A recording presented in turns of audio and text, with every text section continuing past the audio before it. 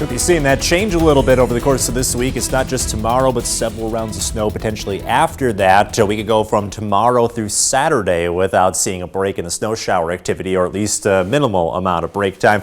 First up is that round for tomorrow. We can see that the snow is advancing into central Illinois. It'll be here by about 3 in the morning. We're looking at a couple inches out of this weather system, so it might delay a little bit in the morning, but we're not necessarily looking at any kind of major winter impacts here. Still be ready for some slushy roads at times during that morning drive, as that's when we'll pick up the bulk of the snowfall. Winter weather advisories in effect for southern Wisconsin and northern Illinois at 3 in the morning, lasting until 3 in the afternoon, highlighting basically all of our viewing area as to be prepared for some slushy roads at times. Let's track this out on Future Track. Here we are a little after 3 in the morning. We're getting steady light snow across the majority of northern Illinois and into southern Wisconsin. By the time you wake up, you might already see an inch of snow on the ground because this snow is going to be coming down at about a half an inch an hour at times in some spots. That's more primarily near and south of I-88. So steady snow in the morning. It gets lighter by the end of the morning, and then into the afternoon you can see how it starts to break up a little here.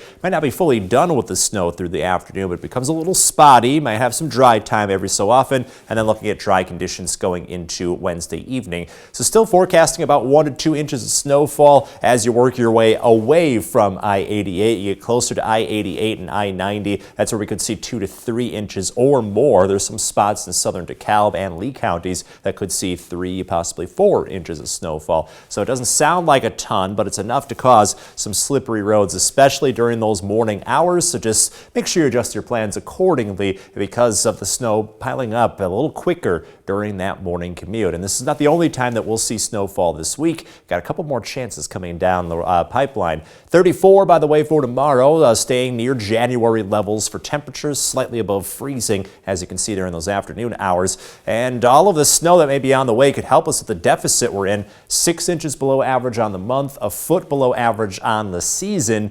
But when we got a couple more rounds on the way, maybe this piles up a little faster and we can add on to those meager totals so far.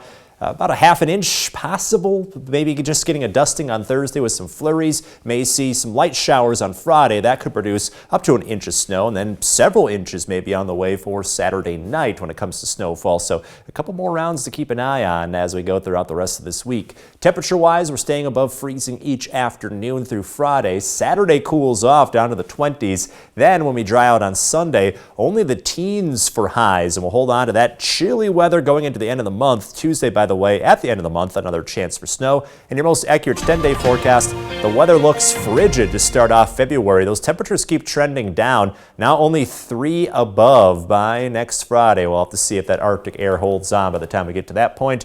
In the 4-degree guarantee, we're back on track today, $13 in the pot, hoping to maybe round out January on a hot streak. We'll have to see. A hot streak, but it's the first time we've seen 4 straight days of snow on the forecast. It's pretty crazy this late into the winter. Alex, thanks.